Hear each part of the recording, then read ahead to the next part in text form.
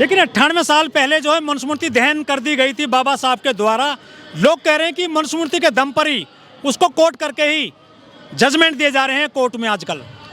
देखिए, पूर्व में बाबा साहब ने आज ही के दिन ये बड़ा शुभ अवसर है कि बाबा साहब ने मनुस्मृति का दहन किया था, लेकिन मनुस्मृति तो जल गई, लेकिन उसकी दूसरी मानसिकता के लोग जो आज भी जिंदा हैं और इस वर्तमान सरकार में काम कर रहे हैं और वो उस आइडियोलॉजी को लाना चाहते हैं, लेकिन बाबा साहब के अन्यायी आज भी जिंदा हैं, वो ऐसा होने नहीं देंगे। लेकिन ये हमें पता है वर्तमान सरकार भारतीय जनता पार्टी जो मनुस्मृति को चलाने का काम कर रही है, बार बार उनके प्रधानमंत्री जी के सचिव हों और भी कैबिनेट के मंत्री हो जो बार बार ये कहते हों कि क्या नाम है हम मनुस्मृति लागू करने का काम करेंगे। आप देखेंगे एक बाबा जो है हिंदू यात्रा निकाल रहे हैं, ये इस देश में बिल्कुल बर्दाश्त नहीं होगा। कॉन्स्टिट्यूशन से देश चलता है, कॉन्स्टिट्यूशन से ही देश चलेगा। किसी धर्म, क्योंकि स्वयं मैं बता दूं, हम भी क्या नाम है अपने आप को ये कहते हो कि गर्व से कहो हम हिंदू हैं, लेकिन हम सिर्फ एक चुनाव के रूप में हम हिंदू हैं। जब सत्ता की बात आती है, जाति विशेष को सत्ता का लाभ मिलता है, तो ये हम चाहते हैं कि यहाँ कॉन्स्टिट्यूशन का राज रहे, कॉन्स्टिट्यूशन से ही ये देश चले। क्योंकि कुलदीप सेंगर एक छोटा नॉर्मल कोई व्यक्ति नहीं है कि जिसको आपने आसानी से बेल दे दी। कुलदीप सेंगर एक विधायक रह चुके हैं, बाहुबली रह चुके हैं, जिनका प्रभाव आसपास में भी रहा है और वो एक आपराधिक किस्म के व्यक्ति हैं जिन्होंने इतना जघन्य अपराध किया है।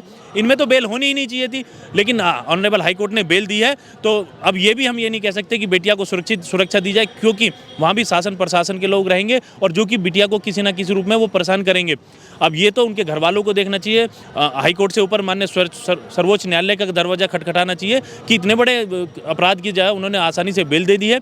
7 साल कोई बड़ा टाइम नहीं हुआ है, अब गवाही हो चुकी हैं लगभग, उनमें नीचे की न्यायालय ने उन्हें सजा दे दी है, ऊपर से बेल मिलना एक जो है न्याय को प्रभावित करने का रास्ता है। बेल बाउंड भरा गया है 15 लाख रुपए का। देखिए, उनके लिए 15 लाख कोई बड़ी बात नहीं है, वो 50 लाख का भी होता है, वो आसानी से बेल बॉन्ड भर देते।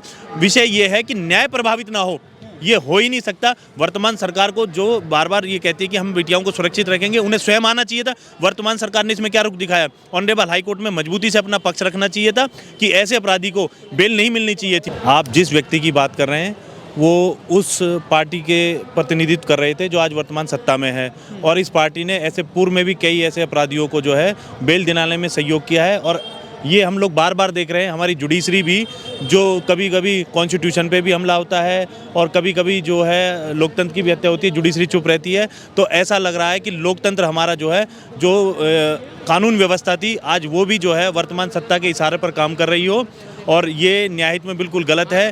क्योंकि अगर इसने बड़े अपराधियों को भी अगर बेल मिल जाएगी तो जो इसमें पीड़ित है वो कैसे संरक्षित रहेंगे, पीड़ित जो है अपने आप को कैसे सुरक्षित महसूस करेंगे? क्योंकि आप भी जान रहे कुलदीप सेंगर वो भारतीय जनता पार्टी के एक विधायक रहे थे और जो काफ़ी बाहुबली भी थे, तो वो किस रूप हम कैसे समझ लें कि वो जो है गवाह को कैसे ही परेशान नहीं करेंगे। तो मैं आपके चैनल के माध्यम से और सबजन मीडिया के माध्यम से ये कहना चाहूँगा, ऑनरेबल हाई कोर्ट को इस पर स्वतः संज्ञान लेना चाहिए और ऐसे अपराधियों की बेल को खारिज करना चाहिए जो कि क्या नाम है एक बाहुबली हों और गवाहों को परेशान कर सकते हों। लेकिन जेल में इनका व्यवहार बढ़िया रहा है, इसलिए इनको जो है फायदा मिला है, जमानत दे दी है 7 साल के बाद में। देखिए, जेल के अंदर किस तरह का व्यवहार था ये तो जेलर जानता होगा और वो जानते होंगे, और सरकार जो है आसानी से इनकी बेल करा रही है। और सरकार ने बता दिया है, क्योंकि आम नागरिकों के लिए तो बंद है कि जेल के अंदर किस तरह का व्यवहार हो रहा है। और वो बाहुबली हैं, सारी दुनिया जानती है कुलदीप सेंगर बाहुबली। उन्होंने पूर्व में भी किस तरह उनकी हत्या, जो गवाहों की भी हत्या की गई और किस तरह उस बेटी को इन्होंने परेशान किया था। तो क्या उम्मीद कर लें कि आने वाले समय में वो गवाहों को परेशान नहीं करेंगे। और जहाँ तक हमें भी ये मालूम होगा कि हाई कोर्ट ने भी इसमें जो है ये ग्राउंड दिया होगा कि भाई गवाहों को परेशान ना करें, गवाहों को किस तरह प्रभावित ना करें। लेकिन ये माना नहीं जा सकता कि कुलदीप सेंगर जैसा एक बड़ा कुख्यात अपराधी की गवाहों को प्रभावित ना करें। और ये निश्चित है कि अब उनके बेल से बाहर आने के बाद पीड़ित को डर रहेगा। और मुझे ये भी मैं आपको बता दूं, क्योंकि हम भी जुडिशरी में एक अधिवक्ता हूं, कि गवाह अब गवाही देने के लिए आने से भी कतराने लगेगा, क्योंकि कुलदीप सेंगर अपने आप में कुख्यात बदमाश टाइप के व्यक्ति है। लेकिन जो पीड़िता है उसके इर्द गिर्द भी नहीं जा पाएंगे, ये करीब 10 किलोमीटर दूर रहेंगे पीड़िता के घर से। देखिए, कुलदीप सेंगर स्वयं ना आके पर्दे के पीछे से राजनीति करेंगे, स्वयं ना आके किसी और के माध्यम से कराएंगे।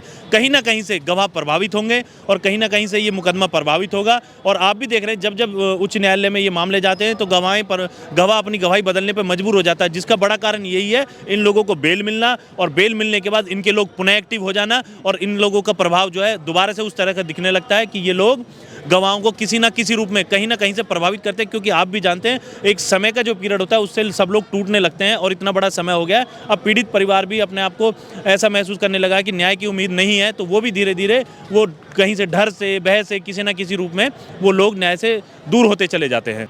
कॉन्स्टिट्यूशन में सभी लोग विश्वास करते हैं, लेकिन ये कहता है कि सभी लोगों को न्याय मिलना चाहिए, लेकिन ये देखना चाहिए कि निचली अदालत ने इन्हें सजा दी है तो सरकार को सुमोटो लेके इसमें आगे आना चाहिए था और बिटिया की बात को सुनते हुए ऑनरेबल हाई कोर्ट में अपना पक्ष रखना चाहिए था कि भाई इसको बेल नहीं मिलनी चाहिए, क्योंकि न्याय प्रभावित होगा, ये निश्चित है। क्योंकि कुलदीप सेंगर, मैं फिर आपके चैनल में बताऊँ, बहुत एक मतलब व्यक्ति है जिन्होंने इतना बड़ा जघन्य अपराध किया है, तो सरकार ने इसमें ढील दिखाई है जिस कारण ऑनरेबल हाई कोर्ट से इन्हें बेल मिली होगी। तो क्या भाजपा का नेता होने का फायदा मिला है कुलदीप सेंगर को? इसमें कोई दो राय नहीं है कि वर्तमान सरकार ने, मैं आपको बताता रहा हूँ, दिल्ली हाई कोर्ट में कोई सरकार की तरफ से इतनी बड़ी पैरवी नहीं की गई, इतने बड़े जघन्य अपराध में जिसे सजा हो चुकी है उन्हें किस तरह आसानी से बेल मिल जाती है। सरकार का कोई इस तरह का रुख नहीं दिखाया गया और अभी भी सरकार जो बिटिया प्रदर्शन कर रही है, सरकार उस पर गूंगी और बहरी बनी बैठी है। उस सरकार से हम क्या उम्मीद करें? बेटी बचा रहे हैं, कह रहे हैं कि नारी शक्ति, वो तो सशक्त कर रहे हैं महिलाओं को देश में, बीजेपी के नेता और सरकार मोदी की।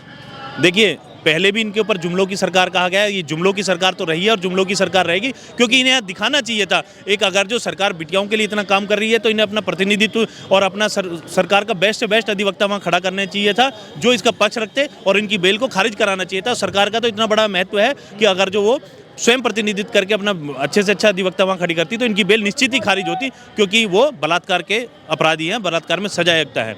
बिल्किस बानो को भी जो वो थे दोषी, उनको भी छोड़ दिया गया था, लड्डू बांटे गए थे उनकी जमानत के बाद में।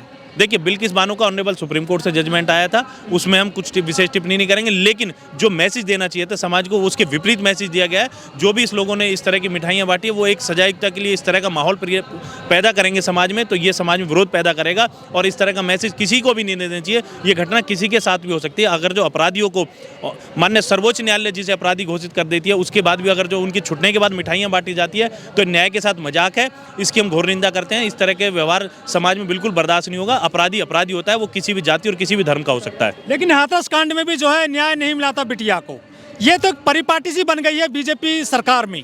देखिए, इसमें कोई दोहराई नहीं। आप देखेंगे हमारी गौतम बुद्ध नगर जिले में ही वो यहाँ एक कांड हुआ था, इखलाक कांड हुआ था, उसमें भी सरकार ने मुकदमा वापस लेने की कोशिश की है। तो ये जान रहे हो आप कि सरकार की एक मेंटलिटी क्या है, सरकार किस तरह का रुख अपना रही है। सरकार जो एक धर्म के आधार पर अपराधियों को संरक्षण देने का काम कर रही है, जो लोकतंत्र के लिए बहुत बड़ा खतरा है, ये आने वाले समय के लिए भी खतरा है। धर्म के आधार पर न्याय नहीं होता है। बाबा साहब का कॉन्स्टिट्यूशन सभी धर्मों को एक ही नज़र से देखता है, लेकिन वर्तमान सरकार जो दिखने में लग रहा है, वर्तमान सरकार धर्म के आधार पर अपराधियों को संरक्षण दे रही है, धर्म के आधार पर लोगों को सजा देने का काम कर रही है, धर्म के आधार पर लोगों को दो चश्मे से जो है वर्तमान सरकार देख रही है, जो लोकतंत्र के लिए बहुत बड़ा खतरा है। वो नारा है उनका बेटी बचाओ बेटी पढ़ाओ का, उसका क्या होगा? नहीं, बेटी बचाओ किससे बचाएं? आपकी पार्टी के ही नेता बेटियों को जो इस तरह का नोचने का काम कर रहे हैं। बेटी सुरक्षित नहीं है। आप देख रहे हैं कि आप डाटा उठा के देखिए बेटी किस तरह की इनके साथ बेटियों के साथ घटना हो रही है। और वर्तमान में ये जो आज जो ये कल जो बेल हुई है, ये बताता है कि वर्तमान सरकार इसमें मतलब कोई भी इस तरह की विशेष रुचि नहीं ले रही है। जो सरकार की प्रतिनिधित्व में जिन्होंने अपराध किए, सरकार उन्हें स्वयं संरक्षण देने का काम कर रही है। देखिए, कहाँ गई करणी सेना, कहाँ गए विश्व हिंदू परिषद, कहाँ गए संघी जो कहते हैं कि हम बेटियों को बचा रहे हैं, संस्कृति बचा रहे हैं, वो बेटी को यहाँ न्याय नहीं मिला है। क्या कहना चाहोगे? देखिए, वर्तमान सरकार के चाहे जो भी सहयोगी दल हो, करनी सेना हो, मैंने वर्तमान सरकार का सहयोगी संघ हुआ आरएसएस जो इसके पर्दे के पीछे इसके काम कर रही है, ये लोग सिर्फ एक धर्म का चोला ओढ़कर जो राजनीति कर रहे हैं, इससे बहुजन समाज जाग रहा है और ये देख रहा है ये सिर्फ और सिर्फ मुस्लिमों पर ही ये प्रहार करते हैं। मुस्लिमों को देखते ही इस तरह का बयानबाजी करते हैं। जहाँ जाति के आधार पर, जहाँ जाति के नाम पर उत्पीड़न होता है, ये लोग पीछे हट जाते हैं। कोई करनी सेना हो, कोई आरएसएस हो, कोई भी इनके संगठन हो, हिंदू आजकल तो इतने इन्होंने धर्म के हनुमान वाहिनी, बाबा साहब वाहिनी, नहीं सॉरी क्या नाम है, अटल बिहारी दुर्गा वाहिनी, और क्या नाम है, एक वर्तमान मुख्यमंत्री के नाम पर भी एक सेना इन्होंने बनाने का काम किया है, जो समाज को तोड़ने का काम कर रही है। और मैं फिर अपने साथियों को, बहुजन समाज के साथियों को, ये सिर्फ और सिर्फ एक जातीय धर्म के लिए काम करते हैं। जहां ये जातीय धर्म अपने कास्ट के लोगों को देखते हैं, जो मनुवाद का समर्थक करते हैं, ये उन्हीं का समर्थक करते हैं। आरएसएस आप देखेंगे कि क्या नाम है, जाति के आधार पर बात करती है। जहां पर आज तक आरएसएस छोड़िए, जितने भी भारतीय जनता पार्टी के संयोजक लोग हैं, इनके जितने भी संचालक होंगे अपर कास्ट के मनुवादी लोग होंगे, जो हम लोगों को सिर्फ अत्याचार करने का काम करेंगे और सिर्फ हमें मुस्लिमों के नाम पर हमें बिठाने का काम करते हैं।